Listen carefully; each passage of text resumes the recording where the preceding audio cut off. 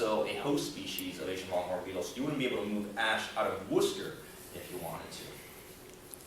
The good news about Asian longhorn is that they're invasive, they're native to that area, so the Manchurian ash they typically feed on has co-evolved with them. They don't have any issues with them.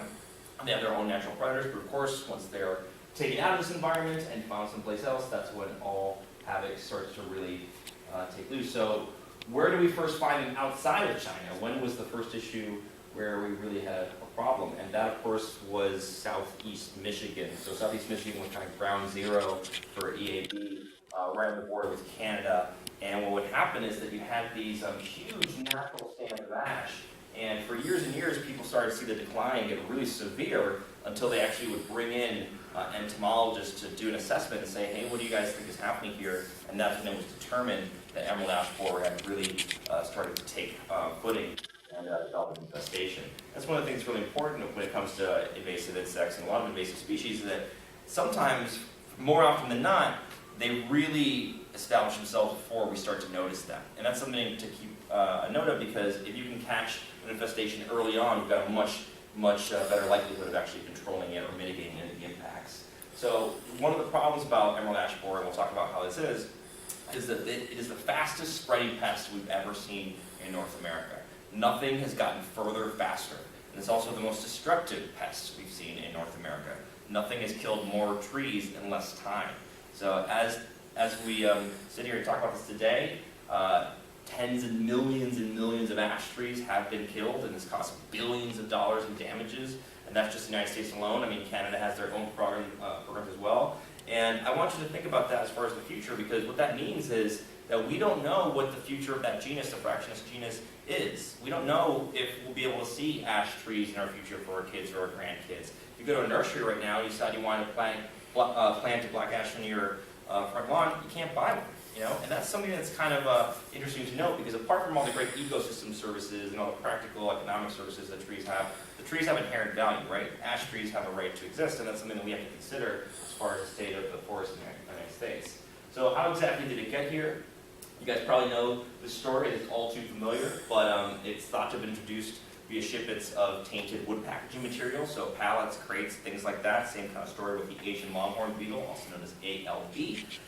It's important to note that ever since the discovery of this being a pathway, they have now passed regulations where pallets and wood chip material has to be stamped and to verify that it's been either heat treated or chemical treated, heat treated being preferable of the two. But this is really how the major culprit of how it gets here.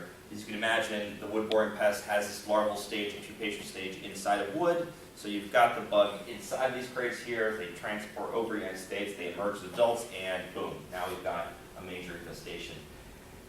Like anything, there's a lot of challenges with international trade and shipping. It's impossible to really kind of regulate everything. We do have people at the border that are checking that all the time, and they're looking for signs of EAB, but again, it's not easy. So where exactly is EAB today?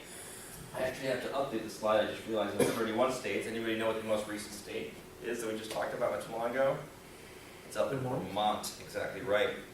And Vermont, for the longest time, was kind of like the last bastions where those of us that are doing this kind of work knew it was probably there, but it was nice to see the map be blank. We just had this kind of nice notion of it not being in the area, but not too long ago it was confirmed in Vermont, which is quite sad. Something that the state officials there are now kind of spurring into action to really make sure they get management plans going. So what is the real culprit here? And this is something that we know, but again, it's important to reiterate. It's not the natural spread of the bug. It can fly about a mile or two each day. It gets up in the headwinds, maybe two or three, but it doesn't tend to spread too much naturally.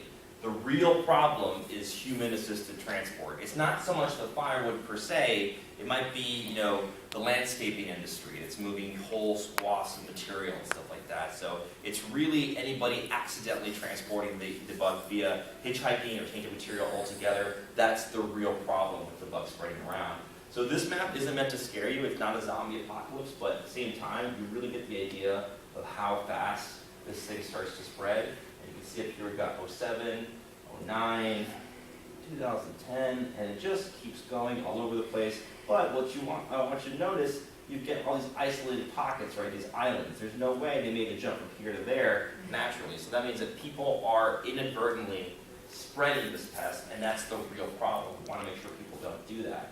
So I had to stop at 2016 because the data just gets crazy, but this is the most recent information we have.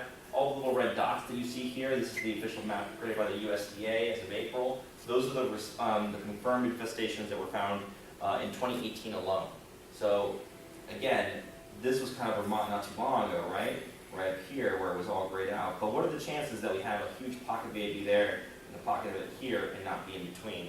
So that's the kind of thing we're trying to really make sure that if you're an at-risk community, that you're keeping an eye out and that you're developing the plan early. So as far as EAB Massachusetts, it was first detected out in Dalton in 2012 in Berkshire County, which is significant because that's where the largest stands of natural ash are in the entire state. Most of the trees you're going to see that are ash out in the eastern part of Massachusetts tend to be shade trees, ornamentals, trees that have been deliberately planted there.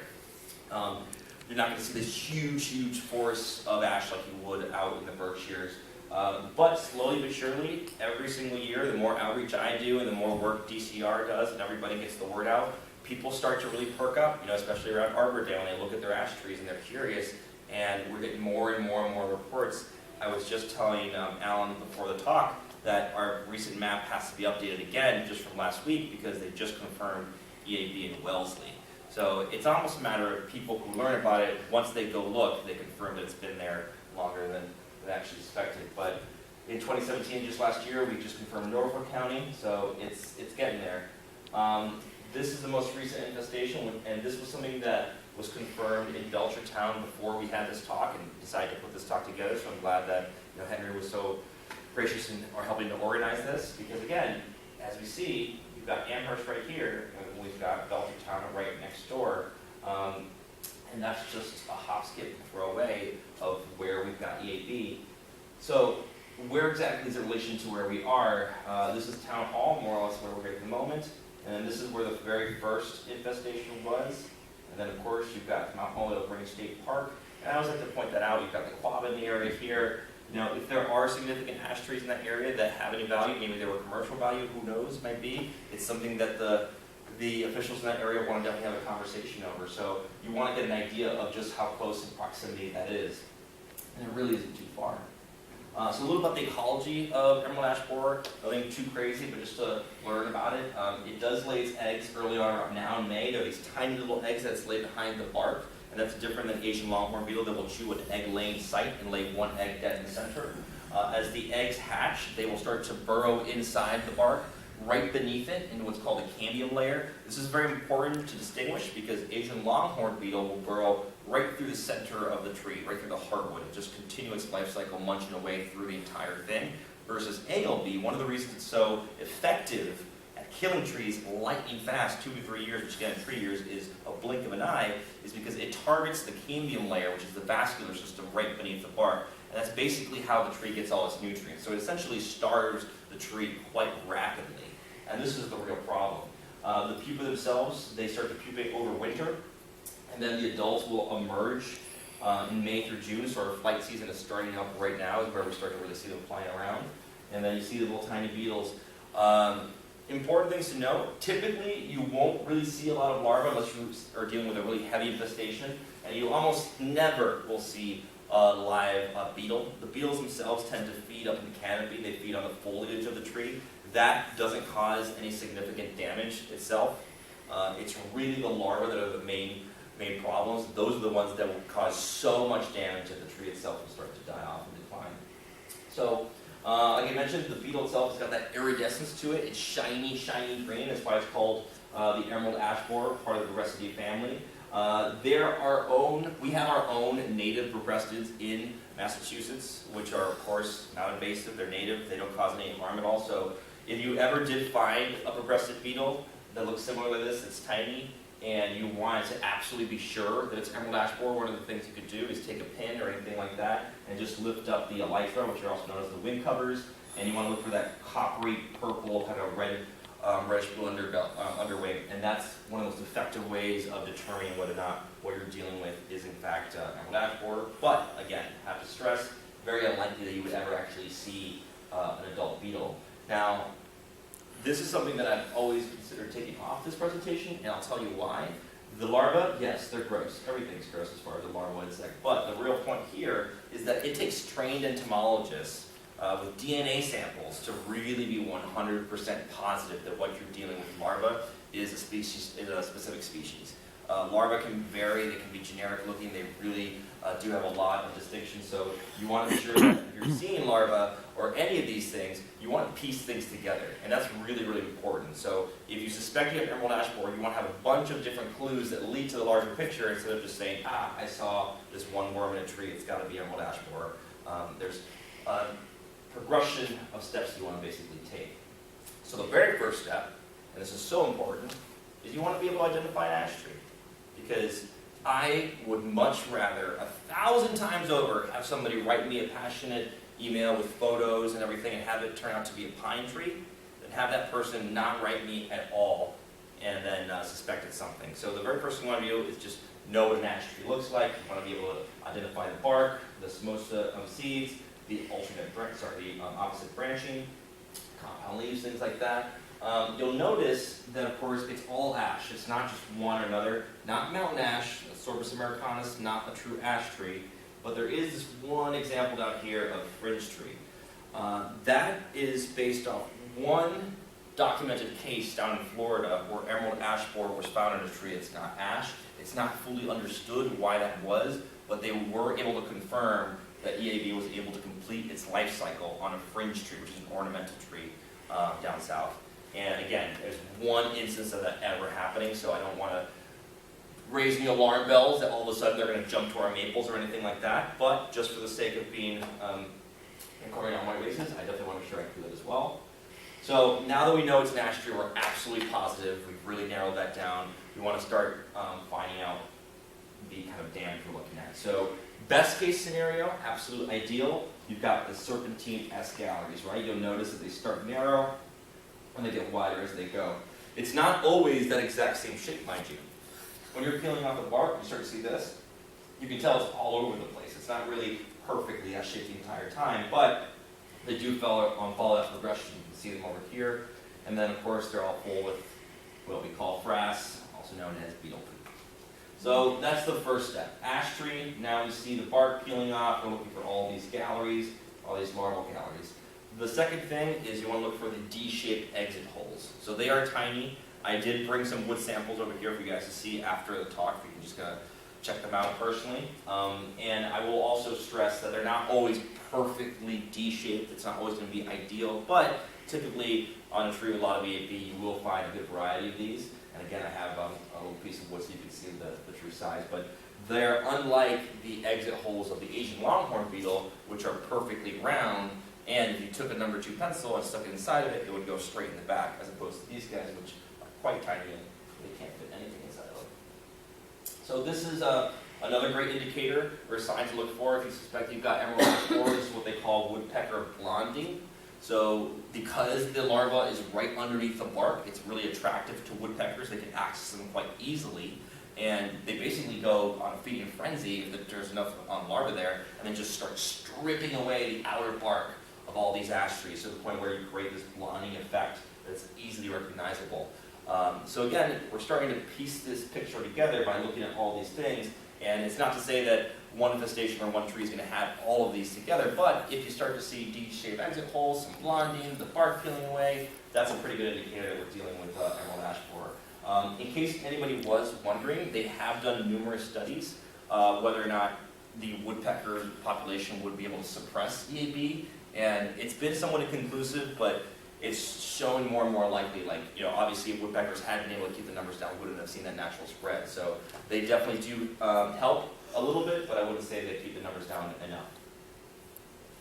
So now the tree has gone through a pretty bad infestation, and it's really starting to show signs of damage.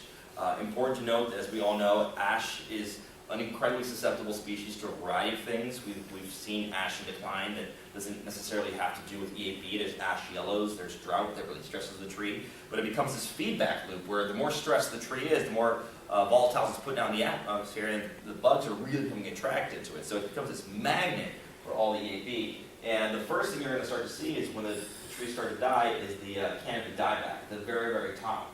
And now what's happening is that it can't photosynthesize. It really can't get the nutrients it needs. So as a last resort, it starts shooting out these epicormic shoots at the trunk. And it's trying to really save itself from starving, essentially, because again, it cannot really get the nutrients it would normally get from the very top here. So canopy dieback, one of the best ways of indicating that, and then see the epicormic shoots, again, another great indicator of EAB.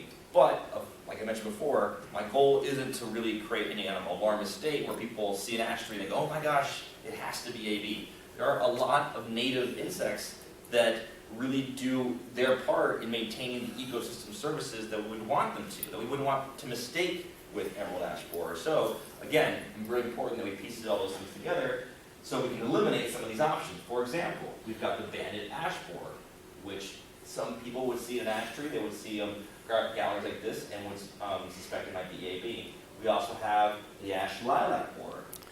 And I've seen a couple of trees that come to me with reports of this being the case and not being EAB, but again, much rather have that information.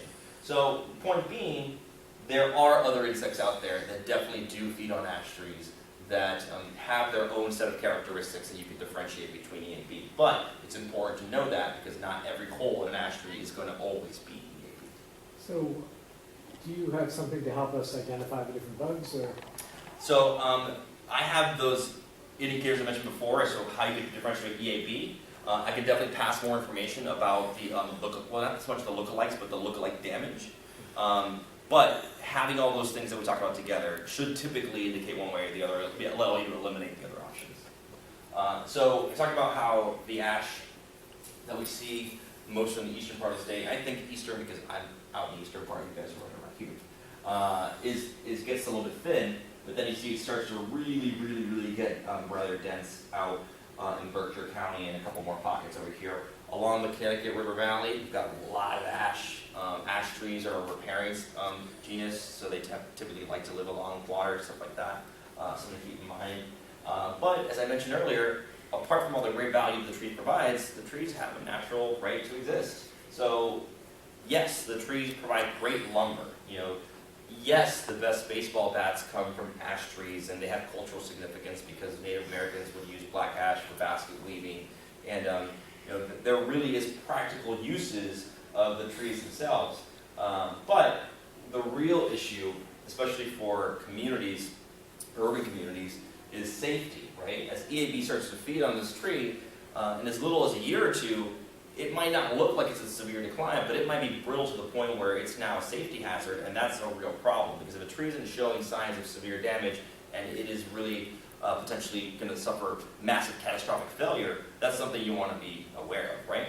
So that's the number one issue I really try to strive to bring home, because if you have an ash tree, it's over power lines or over a really busy intersection that people just haven't been noticing, that's the one you really want to start paying attention to. So this is a picture that really was a wake-up call for the city of Worcester, because they had just discovered Asian longhorn beetle, and then a few, I believe it was months later, they had this giant ice storm where they didn't realize this whole strip of trees had been heavily infested, and now they've all come down at once. And that's a problem for a number of reasons. Not only because it's that a huge eyesore and you've lost all these trees, but it's a huge strain on the city's budget to eliminate all those trees at once, which are now much more expensive because they're safety hazards, as opposed to if they selectively culled them and taken them down when they were a little bit safer. And again, this is when the federal government, the state government, and the city of Worcester really spurred to action and started developing plans as far as ALB, and that's kind of what we want to avoid with that. That's not to say that we have whole strips of ash trees along one road here, but who's to say that we don't, or that there might not be one particular area. So it's not about having ash trees fall that only affects residential homes, but it's also utility companies, you know, Eversource and all these big electrical companies. They have certified arborists and foresters on staff because it's more cost efficient for them to go out and assess the trees over their power lines than to have to just, you know, re-up these lines every time the trees come down. So they are really thinking about the effect that emerald ash borer has as far as their industry goes. So now that we know what the problem is, I want to know what's being done. And the very first thing that's being done from the federal government is a quarantine zone. And that seems like somewhat of a relief. You know, nobody's moving ash outside of the quarantine zone. into areas where there shouldn't be. But we all see these pockets here, so we know it's getting there somewhere.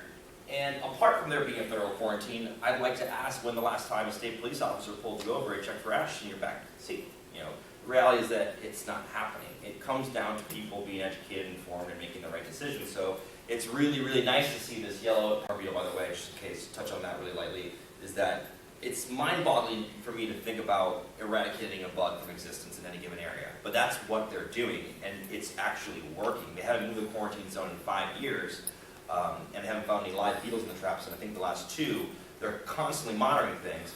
But keep that in mind in relation to EAB, because EAB is so far gone and so spread that there is nothing the federal government is doing really, apart from enacting that quarantine zone, to assist local communities. It all falls on the towns and the cities themselves to decide whether or not they want to take action. My job isn't here to twist anybody's arm and say, hey, you have to do this to protect your city. It's really just to make sure that you feel like you're prepared, you have the right resources, the right information to take action should you choose. The do-nothing approach is very much an option. I would just hope that within the parameters that are allowed, that some people would choose alternates. So what's being done as far as in the state level? DCR, the Forest Health Program, is doing a great job of monitoring. They have a lot of traps that they set up. They do girdling for both population sinks and for monitoring themselves. This is great because what I do for the state, I will take in all the reports as they come in, and then I'll do assessments. I would much rather, like I said, have somebody give me wrong information and have it be nothing near EAB than have somebody say, no, it's definitely not. One of the things that is a challenge for me as an outreach person doing this for a while is it's gotten to the point where I don't even fight with them anymore, but I've had people just come up to me at the events like the Amherst Sustainability Festival, and they're just so adamant that they have Asian longhorn beetle in their backyards, and they know they have it, or emerald ash borer. They're convinced, and no matter what information I present to them, they can't be convinced otherwise. And then what always frustrates to me is, if you're so positive that you have this invasive insect, that you know is incredibly damaging, and you know that it's a problem, why didn't you report it? Why didn't you say anything? Why didn't you do anything, right? So reporting is really the key, and making sure people understand what they should be reporting is how we save ourselves from people just getting flooded with all these different reports. And then of course there's biosurveillance, which is where I come in. We talked about this earlier, and I brought these little booklets here for anybody who might be interested, which I think are really cool. Favorite part of my job, unquestionably, I get paid to go outside and play with bugs. If you don't really understand how this project works, it's very, very simple. We have our own progressive beetles in Massachusetts that are not invasive, they're natives. And we have this little tiny wasp that doesn't sting. It's called Cercis shrubipennus, which targets the exact same family of beetles that EAB belongs to. It can't distinguish between the natives and the invasives. So when it goes out to hunt for these beetles, if it finds requested, it's going to catch it. And what I do is I stand at this colony, because they burrow in the typically ball fields, and I do one of two things. Number one, I will catch the beetle as they fly in with the net, and I will intercept the beetle, put it in a little vial, and then ID that to see if it's EAB. This is how we monitor for EAB in the area. We confirmed 2 towns last summer, Georgetown and Waltham, using this method, and it's really, really fun to get citizen science out there and scouts. But it's a great little program, and again, I think it's really, really effective. This is how I've seen adult EAB, because I've had the fortune of having the wasps themselves delivered to me. So these are pictures from my season this year. You notice that the other alternative to catching the beetles with the nets, the wasps with the nets I mentioned, is what they call discards. So it's not fully understood why, but often the wasp will paralyze the beetles, bring them all the way back to the nest, and then just leave them right outside. You've got one here, one here, one here. You've got one over here, and then of course, boom, an EAB right there. How many of you guys notice the size of the beetle in relation to the wasp? They're pretty big, right? So when you see them flying, they're really like carrying this thing, and it's kind of funny because they're just trying so hard to get it back to the nest, and they're really clumsy, but you just swoop them up with the net and take them away. But again, really, really effective way. If there was any ball fields, or if there was any interest in getting people out there, Connecticut, for example, the Master Gardeners program out there has got an incredible volunteer base. I mean, they've got dozens of people scoring the state, and they're just catching wasps all day, looking for beetles, and it's a great way to, like I said, get people out there engaging in science, which I really love. So this is stuff that communities can do, right? There is insecticide treatments, and definitely can be applied if you wanted to preserve any trees. There's the girdling of trees for population sinks, which means basically you strip the bark of a tree, which is going to kill it, but before it dies, it's just screaming for help, and that's putting on these volatiles, which again is a magnet for the beetles. All the beetles come, they lay their eggs on there, and then they destroy the tree, effectively killing all the beetles that would have emerged out of that. And then of course there's biocontrol. Anybody here know exactly what biocontrol is? So for those of us that may not know, biocontrol is really kind of fascinating. It's fighting fire with fire. It's basically taking parasitoid insects from the native range of EAB that predate specifically and kill EAB. Of course, that sounds scary because you don't want to introduce something else already introduced, so they do years and years of research to make sure it's species specific, but there are a couple species, like that's what DCR does it. But the hope is that in the future, if we get enough of these wasp populations established, and they are tiny, they will do something to hopefully keep the numbers of EAB from spreading too much. But for me, it all starts with what we're doing today. It all starts with education and outreach, making sure that people are informed. So that's a really simple, straightforward approach, right? And again, this is you as a shade tree community.